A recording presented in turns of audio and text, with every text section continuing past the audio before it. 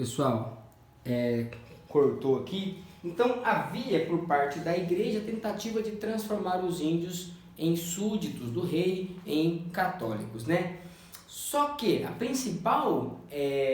principal motivo que fez com que a escravidão indígena fosse aos poucos dando espaço para a escravidão africana é o fato de que prender os africanos e comprá-los lá na África e vender os escravos aqui no Brasil ou lá nos Estados Unidos, na América em geral, dava muito dinheiro, pessoal. Era muito lucrativa, né? Muito lucrativa. E o rei de Portugal, o rei da Inglaterra, os reis da Europa cobravam impostos, né, do tráfico negreiro. E quando uma pessoa aqui no Brasil invadia uma tribo, escravizava um índio, o rei de Portugal, por exemplo, não ganhava nada, né? Então, o motivo pelo qual a escravidão africana acabou se tornando maior do que a escravidão indígena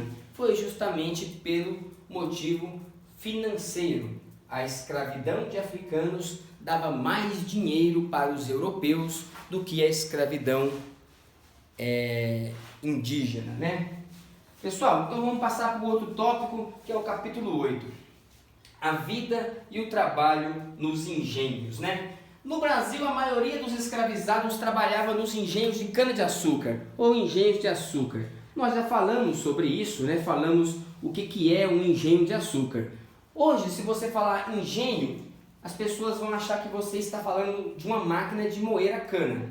Na época, engenho de açúcar é o nome dado à propriedade que tem todas as máquinas, todos os equipamentos, todas as benfeitorias, todas as construções necessárias para construir, para se fabricar o açúcar, né? Então, lá no seu capítulo 8, tem até algumas imagens que mostram o que é um engenho de açúcar, né? Havia, por exemplo, a casa grande, onde ficavam os donos da fazenda, o dono do engenho, sua família, o cofre, né? A senzala, o local onde guardavam os escravos, né? Para evitar que eles fugissem.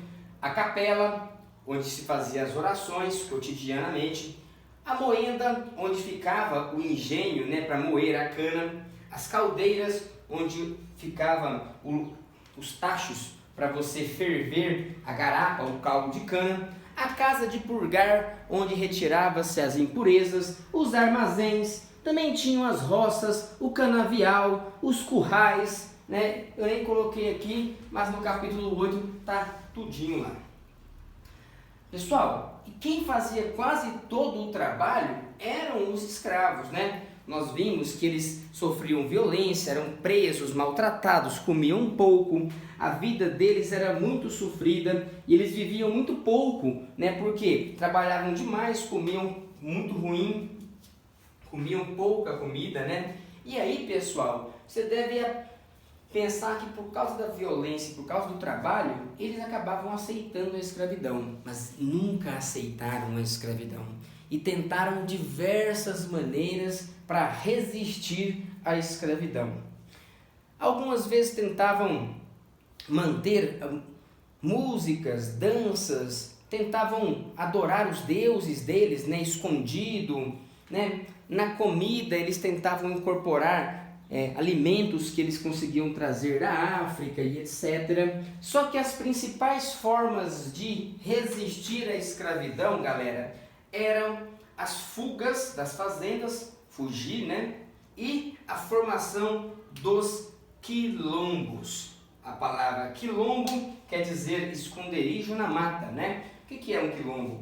Eram cidades, eram comunidades, eram vilas criadas por esses escravos que fugiam. Eles fugiam das fazendas, tentavam encontrar um local de difícil acesso, né? Geralmente no meio da mata, e lá eles tentavam viver conforme a cultura deles, conforme, né, a tradição e os hábitos que eles tinham lá na África. Então, pessoal, de todas as formas de resistência, lembra que nós falamos que o suicídio, a bebedeira, a capoeira, as músicas, são formas de resistência cultural. Eles tentaram manter a cultura deles viva, mas também existia resistência física, a revolta, o assassinato, a fuga e principalmente a formação de quilombos, né? Existiram quilombos em todos os estados do Brasil. Por quê? Porque havia escravidão em todo lugar no Brasil